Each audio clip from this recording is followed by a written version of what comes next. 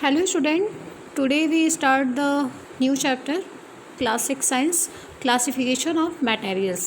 यहाँ पे हम मटेरियल्स के क्लासिफिकेशंस के बारे में पढ़ेंगे। इसके प्रीवियस चैप्टर में हमने फूड के बारे में देखा था और यहाँ पे हम मटेरियल के क्लासिफिकेशन के बारे में देखेंगे। तो चलिए लेक्चर स्टार्ट करते हैं। Suppose you have some coin and you have to find out how much money you have और the total value of the coins. Suppose करिए कि अगर आपके पास कुछ कॉइन्स हैं और you have to find out how much money you have, और आप ये फाइंड करना चाहते हैं कि आपके पास कितने मनी है, मतलब कुछ कॉइन्स हैं और आप टोटल ये जानना चाहते हैं कि कितने मनी है, या आप टोटल वैल्यू ऑफ कॉइन्स या कॉइन्स की टोटल वैल्यू को आप जानना चाहते हैं। If you group the coin into 1 rupee 2 rupee and 5 rupee coin, it will make your job easier. अगर आप ये जो आपके पास जो कॉइन्स है उसमें कुछ 1 रुपये होंगे, कुछ 2 रुपये होंगे, कुछ 5 रुपये होंगे, तो आप उनको क्या करिए कि 1 रुपीज़ को एक तरफ कर लीजिए, 2 रुपीज़ को एक तरफ कर लीजिए, 5 रुपीज़ को एक तरफ कर लीजिए। मीन्स उनके जो कॉइन्स हैं 1 रुपी के, 2 रुपी के, 5 रुपी के जो कॉइन्स हैं उनका एक ग्रुप बना लीजिए। तो इससे आपको ज़्यादा आसानी हो जाएगी। When you group coin this way you classify them on the basis of their value. ठीक है, when you group coin this way, जब आप कॉइन्स के जो ग्रुप बनाते हैं इस तरह से, you classify them on the basis of their value, तो आप उसको क्लासीफाई करते हैं उनके वैल्यू के बेस पे। मीन्स कि जो आपने 1 रुपी 2 रुपी 5 रुपी कॉइन को जो आपने उनका ग्रुप जो बनाया अलग अलग करके, कि एक तरफ आप 1 रुपये के सिक्के रख दिए, एक तरफ आपने 2 रुपये के सिक्के रख दिए, एक तरफ 5 रुपये के सिक्के रख दिए, तो ये आपने जो ग्रुप बना लिया, तो इसमें आपने क्या किया कि उनके वैल्यू के बेस पे आप उनको क्या किए, क्लासीफाई किए। Grouping similar thing together is called classification. तो यहाँ से अब क्लासिफिकेशन का डिफिनीशन है कि ग्रुपिंग सिमिलर थिंग्स, मतलब कि सिमिलर एक ही तरह के चीज़ों का अगर हम जो ग्रुप बनाते हैं एक साथ, तो हम उसे क्या कहते हैं, क्लासिफिकेशन कहते हैं। जैसे आपके पास जो कॉइन्स थे, अगर आपके पास 1 रुपी के आपके पास हो सकता है 4 या 5 कॉइन्स होंगे तो उनको एक तरफ कर लेंगे। 2 रुपी के अगर हो सकता है आपके पास 4 या 5 कॉइन्स होंगे तो उनको एक तरफ कर लेंगे। तो आपने क्या किया कि जो एक तरह से थे उनको आपने क्या कर लिया, एक ग्रुप बना दिया, और जो दूसरे तरह दिख रहे थे उनका आपने दूसरा ग्रुप बना लिया। तो यहाँ पे है कि ग्रुपिंग सिमिलर थिंग, मतलब हम जो ग्रुपिंग करते हैं वो सिमिलर थिंग का करते हैं जो एक ही तरह दिखे। अलग अलग तरह की चीज़ों का हम ग्रुप यहाँ पे नहीं बना सकते। तो क्लासिफिकेशन का मतलब क्या होता है, यहाँ पे क्लासिफिकेशन का मतलब ये है कि जो सिमिलर थिंग्स होती हैं, एक तरह की जो चीज़ें होती हैं, उनका जो हम ग्रुप बनाते हैं, तो उस ग्रुप को बनाने को ही हम क्या कहते हैं, हम क्लासिफिकेशन कहते हैं। By classification things you also keep dissimilar things apart। जब आप थिंग्स का क्लासीफाई करते हैं तो जो डिसिमिलर चीज़ें होती हैं, मतलब जो सिमिलर नहीं होती, उनको आप क्या कर देते हैं, अलग कर देते हैं। ठीक है, अब यहाँ पे है the importance of classification thing, मतलब कि क्लासिफिकेशन थिंग की इम्पोर्टेंस क्या है, कि क्यों हमें जो चीज़ें हैं उनको हमें क्लासीफाई करने की आवश्यकता क्यों पड़ती है। You can understand the importance of classification with the help of similar examples. ठीक है, आप क्लासिफिकेशन के इम्पोर्टेंस को समझ पाएंगे अगर आप एक सिंपल सा एग्जांपल्स देखें। The thing in your house are the most common example, you classify या group them while arranging them. The things in your house, आपके घर में जो चीज़ें हैं, ठीक है, उसका एक सबसे ज़्यादा कॉमन एग्जाम्पल है क्लासिफिकेशन का। यू क्लासीफाई या group them while arranging them. You keep the utensils in the kitchen, the book in the study and the bed in the bedroom. अगर देखा जाए तो जो आपके घर के जो बर्तन होते हैं वो किचन में होते हैं, जो बुक वगैरह होती हैं वो आपके स्टडी रूम में होती हैं, जो बेड होता है वो बेडरूम में होता है। You would be irritated if you found your shoes on the dining table and the utensils in the drawing room। अगर आप इरिटेट हो जाएंगे कि अगर आपके जूते जो हैं वो डाइनिंग टेबल के नीचे हो और ड्राइंग रूम में आपके बर्तन हो। अगर सपोज करिए कि बुक अगर स्टडी रूम में ना हो करके किचन में हो और किचन के बर्तन आपके स्टडी रूम में हो, तो आपके लिए दिक्कत होगा, क्योंकि अगर आप स्टडी रूम में जाएंगे तो वहाँ पे सिर्फ आप आपके लिए बुक होनी चाहिए, न कि वहाँ पे बर्तन होने चाहिए। और अब अगर किचन में जाते हैं तो वहाँ पे बुक नहीं होनी चाहिए, क्योंकि वो बुक की जगह नहीं है, वहाँ पे बर्तनों का जगह है। वहाँ पे बर्तन रखे रहते हैं, क्योंकि सारे बर्तन एक जैसे हैं तो उनका वहाँ पे ग्रुप रहता है, वो किचन की जगह है उनकी। और स्टडी रूम में जो होता है वहाँ पे बुक्स होती हैं। The librarian of your school immediately find the book you ask for because the book are properly classified। अगर आप अपने स्कूल के लाइब्रेरी में जाते हैं और लाइब्रेरियन से बुक मांगते हैं, तो जो लाइब्रेरियन होता है आपको तुरंत जो भी आपने बुक मांगा रहता है वो तुरंत बुक ला करके आपको दे देता है। उसे बुक को खोजना नहीं पड़ता। क्यों? क्योंकि वो सब्जेक्ट वाइज सब्जेक्ट वाइज वो बुक को क्या किया रहता है, अरेंज किया रहता है। अरेंज देखिए, सब्जेक्ट वाइज भी अरेंज किए रहते हैं, क्लास वाइज भी अरेंज किए रहते हैं। ऑथर मतलब कि जो ऑथर होते हैं उनके उससे भी क्या किया जाता है, क्लासीफाई। तो उनको आसानी हो जाती है कि बुक को ज़्यादा ढूंढना नहीं पड़ता। अगर सपोज करिए सब्जेक्ट वाइज बुक ना हो या क्लास वाइज बुक ना रखी गई हो लाइब्रेरी में, तो अब पता नहीं किस क्लास की बुक कहाँ पे रखी गई है, किस सब्जेक्ट की बुक कहाँ से रखी गई है। तो ये इस तरह की डिफ़िकल्टी आपको, इस तरह की दिक्कत आप क्या कर सकते हैं, फेस कर सकते हैं। इस पैराग्राफ में यही दिया गया है यहाँ पे। The book each subject are grouped together and the within each group they are arranged in alphabetical order of author। Author के उस पर भी क्लासीफाई किया जाता है उनके अल्फ़ाबेटिकल लेटर। जैसे एटकिंस के ए से है तो एटकिंस के जो भी बुक होंगी एक सीरीज़ में होंगी। चटर्जी एंड दास की जो रिलेटेड बुक होंगी, मतलब कि बी से रिलेटेड जो आपके बहल है, राइटर हैं, ऑथर हैं, तो इनसे रिलेटेड बुक अरेंज होंगी। चटर्जी सी से है, सी लेटर से मतलब कि अल्फ़ाबेटिकल ऑथर के जो अल्फ़ाबेटिकल लेटर्स होते हैं उनके उस पर भी क्लासीफाई किया जाता है। Classification also enable us to make a systematic study of anything. अगर देखा जाए तो क्लासिफिकेशन जो है, क्लासिफिकेशन से क्या होता है कि हमें यहाँ पे दिया गया classification also enable us to make a systematic study of anything.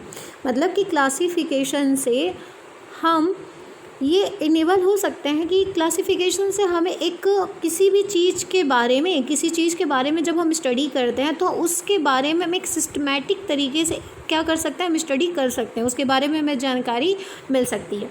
For example both plant animal are living being but they are different. अगर देखा जाए प्लांट और जो एनिमल्स होते हैं ये लिविंग थिंग्स हैं, ठीक है, लिविंग बीइंग्स हैं बट दे आर डिफरेंट। अगर प्लांट और एनिमल देखा जाए दोनों की दोनों लिविंग हैं बट दोनों एक दूसरे से डिफरेंट हैं।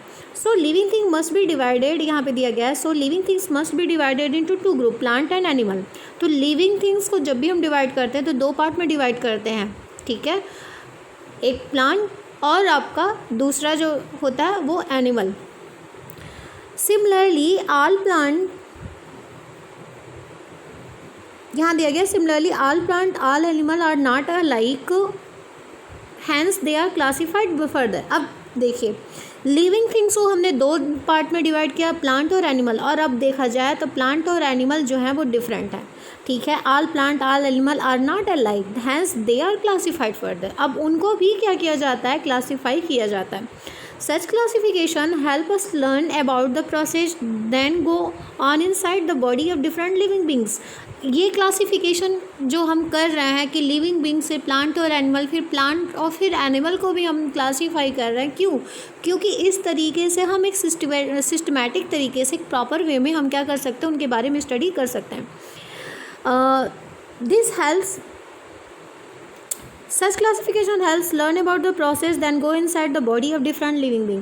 This help understand कि how, यहाँ पे है कि this help us understand how disease develop in different kind of animal and find cure of them। The disease of human being are cure for them different for those other animal and so are the doctor। Will you visit a veterinary doctor when you fall ill। इस paragraph में है कि this help understand how disease develop in different kind of animal. देखिए classification के help से हम ये भी आसानी से समझ सकते हैं कि डिफरेंट काइंड के जो एनिमल होते हैं उनमें जो डिजीज होती हैं वो भी क्या होती हैं, डिफरेंट होती हैं, ठीक अगर देखा जाए तो ह्यूमन के उसमें होने वाले जो डिजीज होते हैं वो एनिमल्स में नहीं होंगे। अगर ऐसा होता, अगर मान सपोज करिए कि ह्यूमन के अंदर जो होने वाले जो भी डिजीज़ हैं, जो बीमारियां हैं, अगर वही एनिमल के अंदर भी वही डिजीज़ होती तब तो हम वेटरनरी डॉक्टर के पास जाते हैं, मतलब कि पशुओं के जो डॉक्टर हैं उनके पास हम जाते खुद को दिखाने के लिए। बट ऐसा नहीं है, ठीक है। ह्यूमन में होने वाले डिजीज़ जो होते हैं और एनिमल में होने वाले डिजीज़ जो हैं वो दोनों के दोनों डिफरेंट है, ठीक है। इसीलिए उनके डॉक्टर भी क्या होते हैं, अलग अलग होते हैं। तो कहने का मतलब कि जब हम इन्हें क्लासीफाई भी करते हैं, मतलब कि डिजीज़ जो एनिमल में अलग अलग तरह के एनिमल में होने वाले डिजीज़ हैं और ह्यूमन में, तो क्लासिफिकेशन के बेस पे हमें ये आसानी हो जाती है कि जो डिजीज़ होती हैं वो ह्यूमन में है या एनिमल्स में है। क्लियर हो गई। सिमिलरली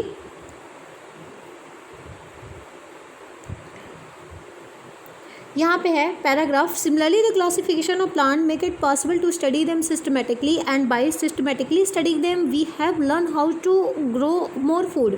अगर देखा जाए कि जो हम प्लांट का क्लासिफिकेशन करते हैं, make it possible to study them systematically, plant के भी क्लासिफिकेशन करने से हम उनके बारे में सिस्टमेटिक तरीके से हम उनके बारे में स्टडी कर सकते हैं। And by systematically studying them we have learn how to grow more food, और उनके बारे में सिस्टमेटिक तरीके से स्टडी करने के बाद हम ये हम कह सकते हैं, ये हम सीख सकते हैं कि हम कैसे फूड को और ज़्यादा क्या कर सकते हैं, हम ग्रो कर सकते हैं। Classification helps in another way, if you know about one member of a group you get a general idea about all member of the group. Suppose करिए कि हम क्लासिफिकेशन हमने किया है, उस क्लासिफिकेशन में अगर हम एक मेंबर के बारे में अगर हमें जानकारी हो जा रही है तो हम सारे के सारे मेंबर के बारे में जानकारी हो सकते हैं। सपोज करिए कि ये ग्रुप 1 है, इस ग्रुप में 1 में रहने वाले मेंबर हैं ये, ठीक है, 5 मेंबर्स हैं। अगर इस ग्रुप 1 में अगर हम एक मेंबर के बारे में अगर स्टडी हम कर लेते हैं तो बाकी मेंबर के बारे में हमें जानकारी मिल जाएगी। क्यों? क्योंकि इस ग्रुप में रहने वाले जो भी मेंबर होंगे उनकी प्रॉपर्टीज जो होगी वो क्या होगी, सिमिलर होगी। जो प्रॉपर्टीज इसकी होगी यही इस मेंबर की भी होगी, 3rd वाले मेंबर की भी होगी, 4th वाले की भी होगी, 6th वाले की भी होगी, सॉरी 5th वाले की, ठीक है। सपोज कि ग्रुप 1 में हम इनको जो रखे हैं, इस 5 मेंबर्स को रखे हैं, तो 5 मेंबर जो हैं इनकी प्रॉपर्टीज़, इनकी बिहेवियर एक दूसरे के क्या हैं, सिमिलर है, तभी तो इनको हम ग्रुप 1 में रखे। अब यहाँ पे अगर हम ग्रुप 2 की बात करते हैं तो इस ग्रुप में रहने वाले मेंबर ये हैं, ठीक है। अब ग्रुप 2 में रहने वाले मेंबर की जो बिहेवियर होगा, जो प्रॉपर्टीज होगा वो एक दूसरे के सिमिलर होगा। बट सपोज करिए कि ग्रुप 2 में रहने वाले मेंबर की प्रॉपर्टीज़ ग्रुप 1 के में रहने वाले मेंबर के साथ मिलता जुलता नहीं होगा, इनकी प्रॉपर्टीज़ अलग होगी और इनकी प्रॉपर्टीज़ अलग होगी। ग्रुप 2 में रहने वाले मेंबर की प्रॉपर्टीज़ और ग्रुप 1 में रहने वाले मेंबर की प्रॉपर्टीज़ अलग होगी, बट सेम ग्रुप में रहने वाले मेंबर की प्रॉपर्टीज़ क्या होगी, सिमिलर। जो आपका इसका होगा ये भी होगा, ये भी। तो अगर हम एक के बारे में स्टडी करते हैं तो बाकी के बारे में हमें जानकारी मिल जाता है। Thus classification is necessary in order to, तो क्लासिफिकेशन हमारे लिए नेसेसरी कैसे, have a systematic knowledge of things. आवश्यकता क्यों है? क्योंकि हमें चीज़ों के बारे में एक सिस्टमैटिक जानकारी हो जाती है, हम उससे चीज़ों के बारे में सिस्टमैटिक तरीके से हम उससे नॉलेज कर सकते हैं। Have a general idea about all the member of group, हमें ग्रुप में रहने वाले जो भी मेंबर्स होते हैं उनके बारे में एक जनरल आइडिया, हम एक मतलब कि एक कह सकते हैं कि सामान्य विचार हम उनके बारे में जान सकते हैं, सभी मेंबर के बारे में हमें जानकारी हो जाती है। Know the members of to the members of a group differ from those of other, अगर देखा जाए एक ग्रुप के मेंबर दूसरे ग्रुप के मेंबर से क्या होते हैं, डिफरेंट होते हैं, जो अभी मैंने बताया हुआ है। Next, how to classify materials को हम कैसे क्लासीफाई करते हैं, तो देख लीजिए क्लासिफिकेशन के बारे में तो आपने देख लिया कि हमें क्लासिफिकेशन हमारे लिए क्यों इम्पोर्टेंट है, क्यों है।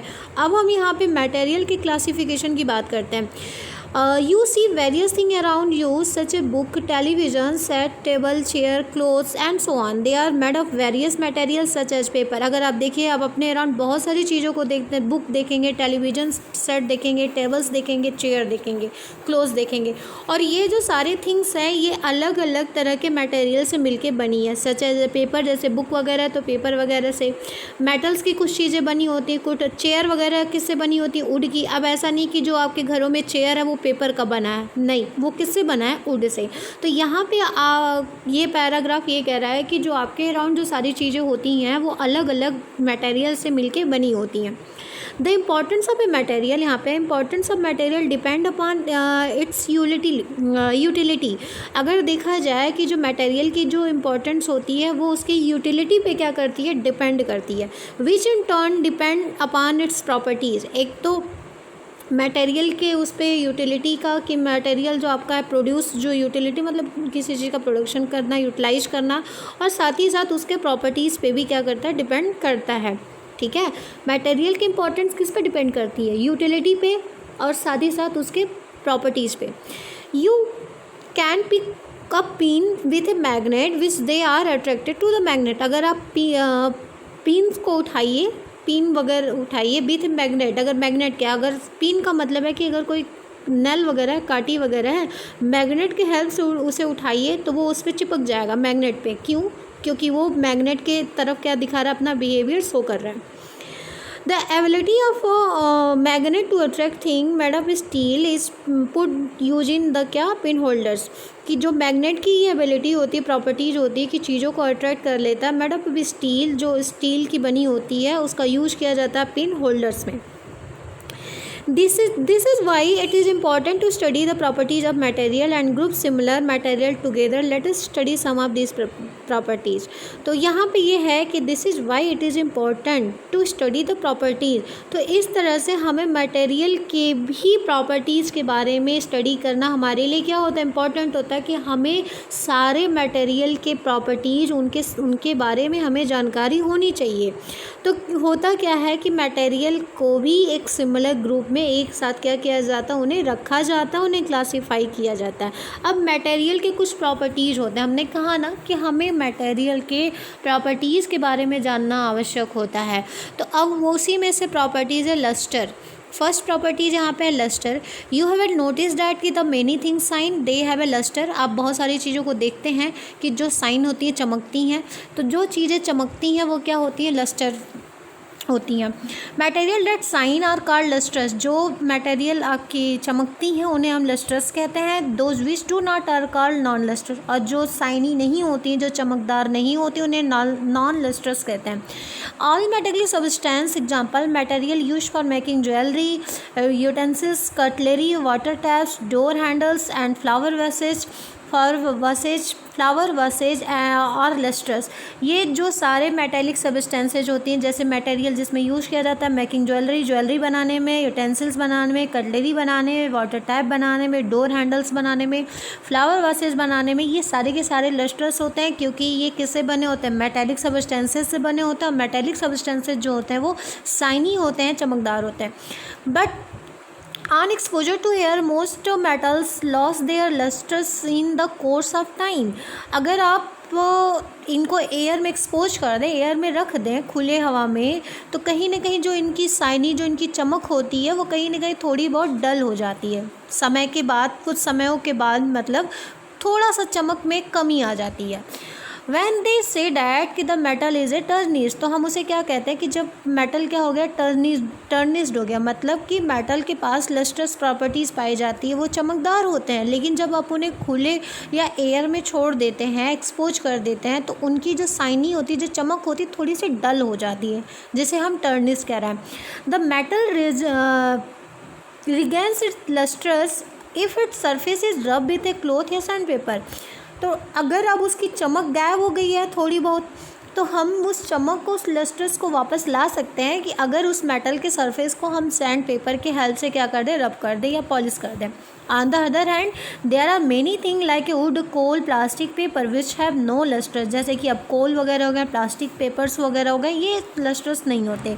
You have learned earlier that non-metal are generally non-lustrous। अगर आप देखेंगे तो अपने ये अर्लियर नॉन मेटल जो होते हैं वो नॉन लस्टर्स होते हैं। So on the basis of lustres you can classify. तो लस्टर्स के बेसिस पे भी हम मटेरियल को क्या कर सकते हैं, क्लासीफाई कर सकते हैं। जो मटेरियल शाइनी होते हैं उनको हम लस्टर्स के कैटेगरी में रखेंगे, और जो मटेरियल आपके शाइनी नहीं होते उनको किस कैटेगरी में रखेंगे, नॉन लस्टर्स के कैटेगरी में रखेंगे। Try to classify something in your home on the basis. अब बात करते हैं स्मूथनेस ऑफ सरफेस। देखिए, move your finger over the surface of mirror और stainless steel tubular and on that of the stone या brick.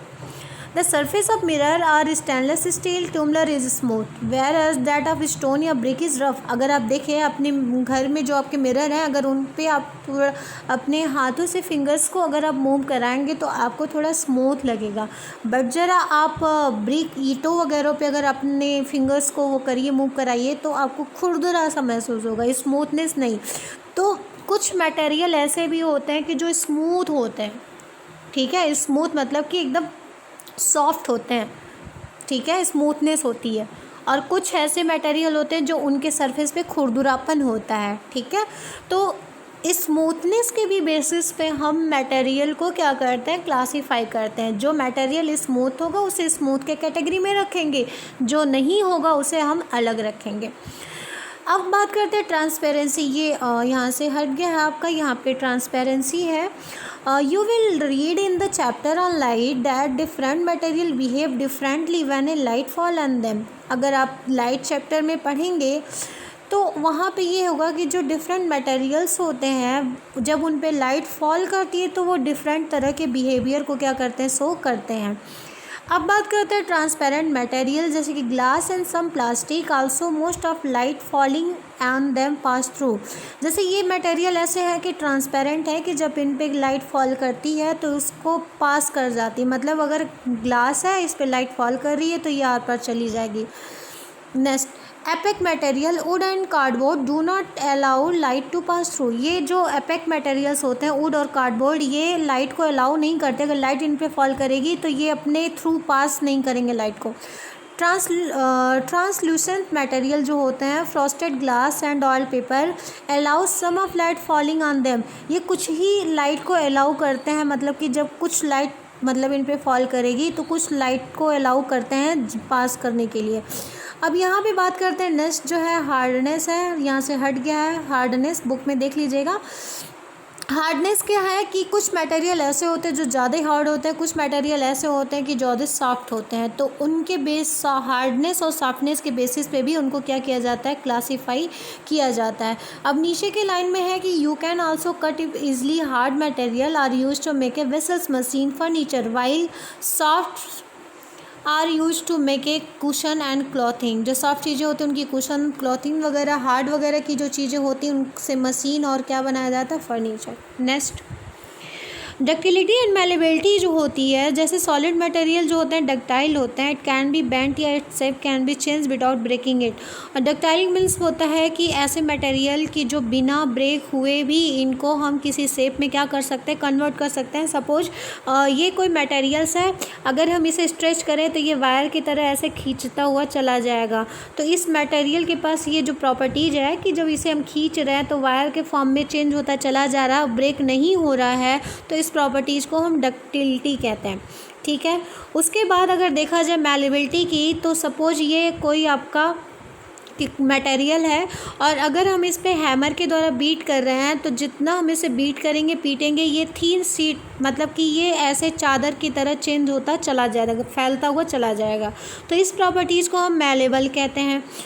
अब ductility है, suppose ये ब्रिटल, जैसे ये मटेरियल है और इस पे अगर हम हैमर के द्वारा बीट करते हैं तो ये दो पार्ट में क्या हो जाएगा, ब्रेक हो जाएगा, टूट जाएगा। तो इस प्रॉपर्टीज़ को हम क्या कहते हैं, ब्रिटल कहते हैं। डक्टाइल मतलब कि जो वायर के फॉर्म में कन्वर्ट हो जाए, मतलब वायर की तरह चेन स्ट्रेच हो जाते हैं, उनको हम डक्टाइल कहते हैं। कुछ मटेरियल ऐसे होते हैं कि जिन पे हैमर के द्वारा बीट करें तो वो थिन शीट मतलब के फॉर्म में चेंज हो जाते हैं, उस प्रॉपर्टीज़ को मैलेबल कहते हैं। ये प्रॉपर्टीज़ है। ब्रिटल है कि जिस पे अगर हम हैमर के द्वारा बीट करें तो ये टूट जाते हैं, इस प्रॉपर्टीज़ को हम ब्रिटल कहते हैं। Next, floating on sinking on water. कुछ मटेरियल ऐसे होते हैं कि जो वाटर के ऊपर फ्लोट करते हैं, तैरते हैं। क्यों? क्योंकि वो हल्के होते हैं। तो इस बेसिस पे भी मटेरियल को क्लासिफाई किया जाता है कि मतलब कि sinking in water and floating in water, कि जो मटेरियल आपके सिंक हो जाते हैं या जो वाटर के सरफेस वाटर में सिंक हो जाए और जो फ्लोट करे, उस बेसिस पे भी मटेरियल को क्लासिफाई किया जाता है। नेक्स्ट टॉपिक है सॉल्युबिलिटी। यहाँ पे ये आपका टेबल है, आप टेबल को फिल कर लीजिएगा कि इसमें कौन से आपके मटेरियल फ्लोट है, कौन सिंक है। फ्लोट एंड सिंक मतलब कि सिंक डूब जाना, फ्लोट मतलब तैरना। Solubility, when a sugar is stirred in water it disappear, in fact the sugar crystal break up into molecule. अगर आप शुगर को वाटर में स्टैर करें, शुगर मतलब चीनी को वाटर में ले लीजिए, उसे स्टैर करिए, घुमाइए, तो आप देखेंगे कि शुगर जो क्रिस्टल है वो मॉलिक्यूल के फॉर्म में ब्रेक हो जाते हैं, विच आर इनविजिबल, जो हमें दिखाई नहीं देते। तो हमें लगता है कि शुगर जो है वाटर में डिजॉल्व हो गया। Sugar molecule mix with the water molecule so intimately they can not be distinguish. Sugar molecule जो होते हैं वो वाटर में मिक्स हो जाते हैं, इसलिए हमें वो दिखाई नहीं देते। We said that sugar is soluble in water. तो हम कहते हैं कि शुगर जो है वो वाटर में क्या हो गया, डिज़ोल्व हो गया। It dissolve in water and form a solution. तो जो शुगर वाटर में जाके डिज़ोल्व हो गया वो सोल्यूशन फॉर्म करता है, और जो सोल्यूशन होते हैं वो होमोजीनियस होते हैं। Substances like a sand, chalk and sawdust which do not dissolve in water. आप सपोज करिए आपके पास शुगर है, चीनी आप ले लीजिए, चीनी को आप पानी में मिला दीजिए, पूरी तरह से डिज़ोल्व हो जाएगी। बट आप क्या ले लीजिए, सैंड, बालू को लेकर के आप किस में डिज़ोल्व करिए, वाटर में डिज़ोल्व करिए, तो वो डिज़ोल्व नहीं होगा, आपको बालू भी दिखाई देगा, पानी भी दिखाई देगा। तो इसे हम कहते हैं इनसॉल्युबल। ठीक है, जो वाटर में डिज़ोल्व हो जाए वो सॉल्युबल है, और जो नहीं है वो इनसॉल्युबल है। Some liquid like a glycerine, shampoo also mix with water to form a solution. जैसे कि ग्लिसरीन हो गया, शैम्पू वगैरह हो गया, वाटर में इनको मिक्स करके सोल्यूशन बनाया जाता है। Such liquid are said to be miscible with water. Liquid like a edible oil या kerosene which do not mix with water are said to be immiscible. अगर देखा जाए यहाँ पे जो आपके ग्लिसरीन या शैम्पू वगैरह हैं जो वाटर में मिक्स करके सोल्यूशन बनाया जाता है, तो ऐसे लिक्विड को हम क्या कहते हैं, मिक्सेबल कहते हैं। नीचे दिया गया है लिक्विड लाइक एडिबल ऑयल या kerosene which do not mix with water. ये वाटर के साथ, जो मटेरियल वाटर के साथ मिक्स नहीं होते उन्हें इमिसिबल कहते हैं। जैसे आयल वगैरह अगर आप वाटर में डाल देना तो आपको आयल सेपरेट दिखाई देगा वाटर के सरफेस पे। क्यों? क्योंकि वो उसमें मिक्स ही नहीं हुआ, वो उसमें सॉल्युबल ही नहीं हुआ। तो ऐसे लिक्विड को हम क्या कहते हैं, इमिसिबल कहते हैं। Immiscible liquid when mix form a separate layer. Some gases like oxygen, carbon dioxide are also soluble in water. अगर देखा जाए कुछ गैसेज जो होती हैं, ऑक्सीजन हो गई, कार्बन डाइऑक्साइड हो गया, are also soluble in water. Air which is a mixture of gases is soluble in water. जो एयर है वो आपके गैसेज का मिक्सचर है जो वाटर में सॉल्युबल होता है। Aquatic plant animal use the carbon dioxide and the oxygen dissolve in water for their survival. जो आपके जल जीव होते हैं, जो पानी में रहने वाले जो जीव और पेड़ पौधे होते हैं, वो ऑक्सीजन और कार्बन डाइऑक्साइड को कैसे एब्जॉर्ब करते हैं, तो ऑक्सीजन कार्बन डाइऑक्साइड वाटर में डिजॉल्व हो जाता है और फिर वो वाटर से ऑक्सीजन और कार्बन डाइऑक्साइड को ले लेते हैं। A liquid that dissolve other substances is called solvent and the substances that dissolve is called solute। अगर देखा जाए जो लिक्विड है कि जो अदर सब्सटेंसेस को डिजॉल्व करती है वो सॉल्वेंट होती है, और जो सब्सटेंसेस डिजॉल्व होते हैं सॉल्यूट। सपोज हमारे पास शुगर है, ठीक है, शुगर को हमने किस में मिक्स कर दिया, वाटर में हमने मिक्स कर दिया। वाटर में मिक्स करके हमने क्या बना लिया, सॉल्यूशन। तो यहाँ पे जो वाटर होगा इस शुगर को डिजॉल्व कर रहा है, तो वाटर यहाँ पे क्या हो जाएगा, सॉल्वेंट हो जाएगा, ठीक है। और शुगर हमारा क्या हो जाएगा, शुगर हमारा सॉल्यूट हो जाएगा, ठीक है। तो वही कह रहा है कि जो लिक्विड जो सब्सटेंसेस को डिज़ोल्व करती है वो क्या कहलाती है, सॉल्वेंट। उस लिक्विड को हम क्या कहते हैं, सॉल्वेंट। और जो सब्सटेंस लिक्विड में जाके डिज़ोल्व होता है वो क्या कहलाता है, solute. Water the most widely used is not only solvent used for dissolving other substances. Water जो है ये सबसे ज़्यादा यूज होने वाला सॉल्वेंट है, क्योंकि ये ज़्यादा से सब्सटेंसेस को क्या कर लेता है, डिज़ोल्व कर लेता है। उसके अलावा जो methylated spirit, petrol, kerosene, ethyl alcohol, acetone, ether are among. Water के अलावा और भी मतलब ऐसे लिक्विड हैं जो सब्सटेंसेस को डिजॉल्व करते हैं, जैसे methylated spirit, petrol, kerosene, ethyl alcohol, acetone. ठीक है, ये भी सॉल्वेंट होता है। अब material does not dissolve in one solvent में डिजॉल्व इन अनदर। अगर एक मटेरियल एक सॉल्वेंट में डिजॉल्व नहीं हो रहा है तो वो दूसरे सॉल्वेंट में जाके क्या हो जाएगा, डिजॉल्व हो जाएगा। अब ये आपका टेबल है, आप खुद से सॉल्व करने की कोशिश कीजिएगा, ठीक है, या हम नेक्स्ट वीडियो में आपको ये टेबल हम ज़रूर फिल कराएंगे।